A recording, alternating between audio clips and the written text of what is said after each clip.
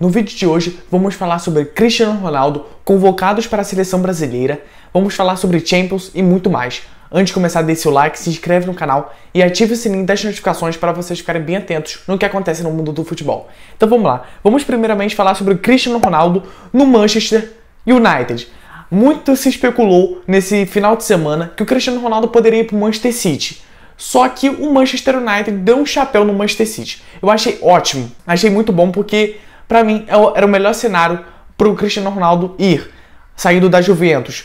A Juventus não tava muito legal, o clima não tava bom. O Real Madrid, a história já tava feita. Vai se o Cristiano Ronaldo vai mal e, poxa, dá aquela quebrada na história. Deixa a história um pouco ruída, sabe? O Manchester City não era legal porque era rival do United, então a melhor escolha foi o Manchester United. Que, segundo a imprensa europeia, o Manchester City desistiu de negociar com a Juventus, que a Juventus estava pedindo entre 25 a 30 milhões de euros.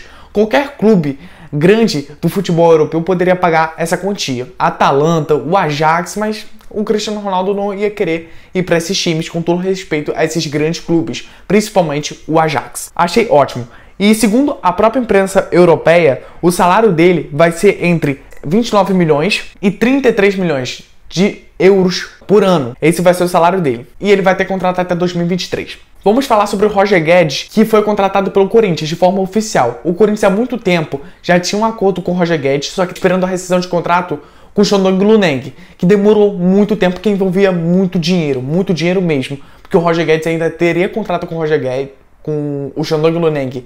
Teria contrato com o Roger Guedes, só que eles preferiram rescindir e envolvia muito dinheiro. O Corinthians vai pagar pro Roger Guedes um salário de R$1 milhão por mês. Esse, mais ou menos, é o salário dele. Muito se especulou que o salário dele seria R$1.500.000 por mês.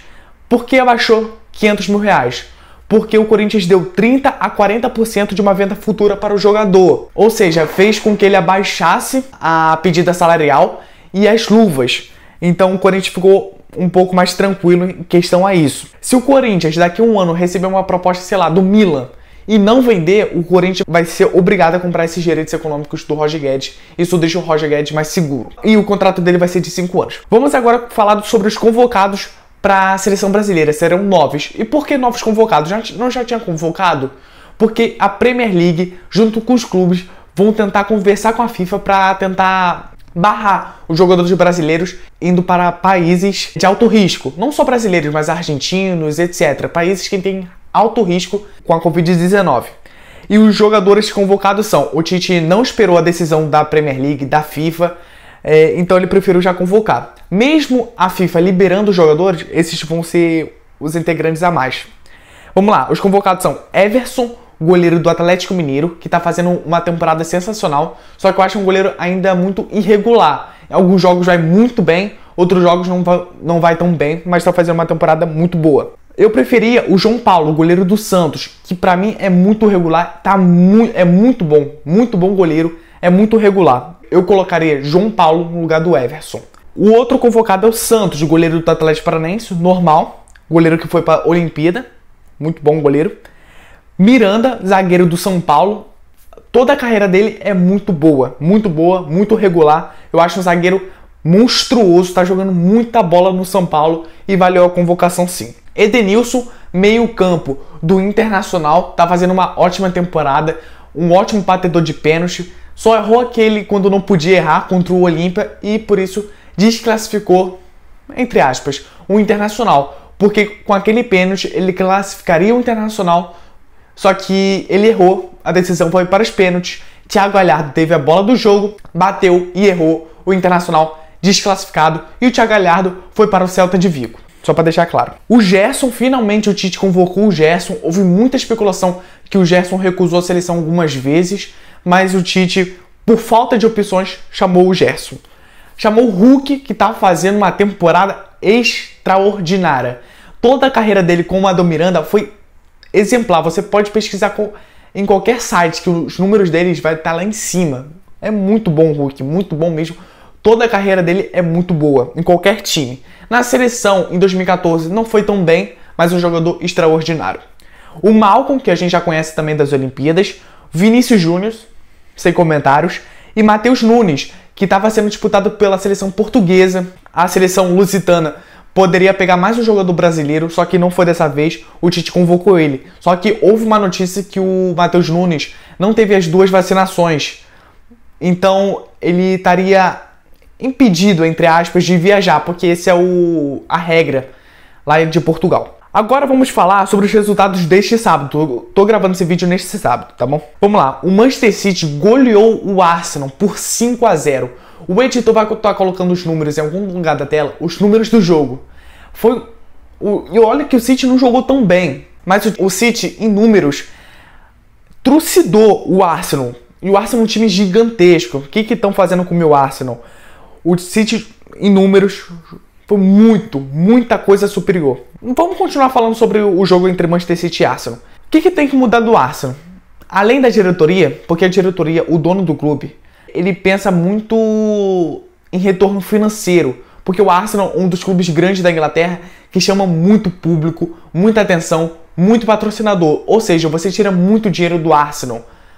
Dinheiro legal, tá bom? Não tô falando de dinheiro tipo lavagem de dinheiro, não. É dinheiro legal. Vem muito dinheiro mesmo. Só que o dono do clube esquece de investir. Houve até um protesto da torcida do Arsenal pedindo para a saída do dono, que não aconteceu no momento. Então o presidente vai ter que depositar um pouco mais de dinheiro, mas o dinheiro vai ter que ser bem gasto, porque o Arsenal gastou mais dinheiro do que, por exemplo, o Manchester United, que contratou Varane, Sancho e Cristiano Ronaldo. Então tem que ficar de olho. E trocar o Mikel Arteta, que para mim não é um técnico bom. Não é. Pelo menos até o momento que a gente viu. No Arsenal, para mim, tem que ser demitido. Não é um técnico bom. Não fez um bom trabalho no Arsenal. Agora sim, falando sobre Liverpool e Chelsea. O clássico inglês que terminou empatado em 1-1. E foi muito bom pro West Ham, que é atualmente o líder da competição. 1-1 jogo. Gol do Liverpool marcado por Mohamed Salah e gol do Chelsea marcado por Kai Havertz.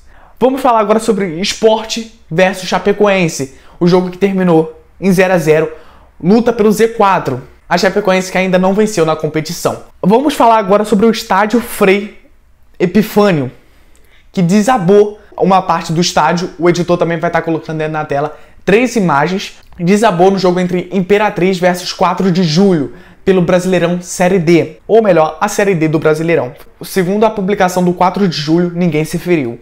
Então a gente agradece porque ninguém se machucou. Agora vamos falar sobre a Liga dos Campeões e a fase de grupos. Pra mim, é a maior fase de grupos da história do futebol. Maior fase de grupos não. Maior Champions League da história do futebol.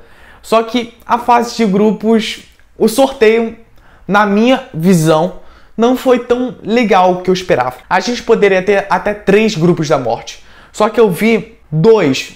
Eu vou colocar o asterisco, que é o grupo A. E eu vou falar agora sobre ele. Vamos lá. Grupo A, temos Manchester City, Paris Saint-Germain, Leipzig e Clube Bruges. Poxa, Dudu, você tá maluco? O grupo A é fortíssimo. Será mesmo? O Clube Bruges descarta, tá passeando no grupo. O Leipzig perdeu muitos jogadores. Isso é totalmente normal. Essa é a estratégia da Red Bull, que é pegar jogadores jovens, lapidar e vender muito caro. E o Leipzig fez 2 temporadas muito boas, as 2 últimas temporadas, e com isso perdeu Konaté, o Pamecano, o próprio técnico Nagelsmann, que foi pro Bayern de Munique. Sem comentários sobre o técnico, muito bom. Perdeu alguns jogadores, então perdeu muita força. Eu acho que o Leipzig vai ficar em terceiro, mas é um time muito chato de se jogar, muito chato mesmo. Então o City e o Paris tem que ficar de olho. Coloca um asterisco. É um grupo da morte? Não sei, mas também não é um grupo tão fácil. Agora o grupo B, que pra mim é o grupo da morte. Eu nunca vi um grupo tão competitivo como esse em toda a história da Champions, pelo que eu já estudei sobre a Champions League. Eu já vi um grupo com 3 times fortes, agora esse tem 4 clubes fortes, tradicionais e que tem Liga dos Campeões. Menos um, mas é um time muito forte. O Atlético Madrid, time que não tem Liga dos Campeões, mas ganhou o Mundial de Clubes de uma vez. Na década de 70, a Juventus não quis participar do Mundial de Clubes, ganhou a Champions, mas não quis participar do Mundial de Clubes, e o Atlético Madrid foi chamado e ganhou o Mundial. O Liverpool que ganhou Mundial, Champions, Porto ganhou Champions, Milan 7 Liga dos Campeões, ganhou o Mundial também, porque pô, se não ganhasse o Mundial ganhando 7 títulos da Liga dos Campeões, vai ficar um pouco complicado. Esse é o grupo mais difícil que eu já vi, que eu já estudei na história da Liga dos Campeões. Eu não lembro de outro mais forte que esse. O Atlético de Madrid não ganhou a Liga dos Campeões, mas já chegou em 2 finais. Para mim, o Atlético de Madrid é muito forte e é o atual campeão do Campeonato Espanhol. Grupo C, Sporting de Portugal, atual campeão português, Borussia Dortmund, Ajax e Besiktas. Um time muito enjoado. Qualquer time pode ir para a próxima fase da Liga dos Campeões, que é as oitavas de final. Menos o Besiktas, tá? O Besiktas ali meio que dá uma descartada. Vai tirar pontos de alguns clubes? Vai. Porque o Besiktas é muito forte dentro de casa e agora a Turquia liberou 100% do público. Então um time bem enjoado. O Ajax, o Borussia Sport vão brigar pelo acesso. Grupo D, Inter de Milão, Real Madrid, Shakhtar Donetsk e Sheriff. O Sheriff é o primeiro time da Moldávia. Moldávia ou Moldávia? Moldávia, isso. Moldávia a disputar a Liga dos Campeões. E o grupo D, se vocês repararem, é quase o mesmo da temporada passada. Os 3 times, Inter, Real e Shakhtar. São os 3 times da temporada passada. O único que troca é o Sheriff, que substituiu o Borussia Mönchengladbach. Incrível, bem interessante essa coincidência. O grupo E, Bayern de Munique, Barcelona, Benfica e Dinamo de Kiev. O Bayern é amplamente favorito, mas o Barcelona tem um time que dá para fazer uma temporada boa. Se passar da fase de grupos e ir bem no Campeonato Espanhol, vai ser muito bom. O Benfica é um time enjoado, mas não sei se passa para a próxima fase. Acho que vai para a Liga Europa. O Dinamo de Kiev, não vou falar muito. Grupo F, Villarreal, Manchester United, Atalanta e Young Boys. O Young Boys também é um time enjoado, mas acho que não vai fazer muito, não vai dar muito problema para esses 3. O Villarreal e o Manchester United para mim passam de fase. O Villarreal atual campeão da Liga Europa e o Manchester United atual vice-campeão da Liga Europa. Os 2 clubes se enfrentaram na final dessa competição. O Villarreal se deu melhor. Acho que o Villarreal passa para a próxima fase. A Atalanta vai para a Liga Europa. Isso na minha opinião. O grupo G, LOSC Lille, Sevilha, Salzburg e Wolfsburg. O LOSC Lille, atual campeão francês. Eu acho que passa o Sevilha e o Wolfsburg. O LOSC Lille não começou bem o campeonato francês. Eu acho que vai tropeçar e vai ficar... será que em último ou em terceiro? Eu vou arriscar. Eu vou colocar o LOSC Lille na última colocação e o Salzburg, que vem de 3 Ligas dos Campeões seguidas, acho que fica em terceiro colocado e vai para a Liga Europa. Grupo H, Chelsea, Juventus, Zenit e Malmo. Para mim, o Chelsea se deu melhor nessa fase de grupo de todos os times. O melhor, porque a Juventus perdeu o Cristiano Ronaldo e perdeu para o Empoli por 1-0 neste sábado. Então, para vocês verem como começou mal a Juventus. O Zenit e o Malmo vai nem fazer cosquinha no Chelsea, que contratou o Lukaku. Vamos agora falar sobre o Lucas Lima no Fortaleza. O Lucas Lima foi apresentado pelo Fortaleza e parece que ele está muito feliz. E a torcida fez uma apresentação não. Deu boas-vindas, mas boas-vindas bem calorosa. Chegando no aeroporto, o Lucas Lima foi muito bem recebido. Eu acho que o Lucas Lima tem muito potencial para jogar muito bem no Fortaleza. Falar agora sobre Gabigol. O Gabigol, que agora, eu não sei quanto que tá o jogo, vou ver aqui agora, 4-0. O Flamengo tá fazendo 4-0 no Santos neste sábado. 3 gols do Gabigol e um do Andréas Pereira. O Andréas Pereira fazendo seu primeiro gol pelo Flamengo. Sensacional. O Gabigol, no primeiro gol dele, ele comemorou muito extravasante. E como você sabe, o Gabigol já jogou no Santos. E quando os jogadores jogam no time adversário, já jogaram no time adversário, tem uma questão de respeito, eles não comemoram muito. Só que por que o Gabigol extravasou tanto? O Gabigol brigou com alguns jogadores do Santos e na saída pro intervalo, a diretoria do Santos falou assim: respeita a sua casa, cara, 3 pontinhos. Foi assim que saiu pro intervalo o Gabigol. E eu acho que por isso o Gabigol extravasou no gol contra o Santos, no primeiro gol contra o Santos de pênalti. Sobre a Juventus eu já falei que perdeu por 1-0 pro Empoli. O Real Madrid, vamos falar sobre o Real Madrid. O Real Madrid já deu um prazo pro PSG até segunda-feira, 1h da tarde, sobre Mbappé. O Real Madrid ofereceu 170 milhões de euros ao PSG, mais 10 milhões em bônus. Ou seja, se o Mbappé bater todos os bônus, vai chegar a 180 milhões de euros, preço em que o PSG contratou Mbappé do Mônaco. Vamos ver se o PSG vai aceitar. O Florentino Pérez tem uma relação muito boa com um dos donos do PSG. Eu acho que pode facilitar as negociações, mas tem um prazo até segunda-feira para responder, porque o mercado do futebol europeu fecha terça-feira. Só que, para os jornalistas, o Mbappé colocou uma pulga atrás da orelha. Por quê? Porque o Mbappé chegou no treino sorrindo. Poxa, mas isso é normal, tudo bem.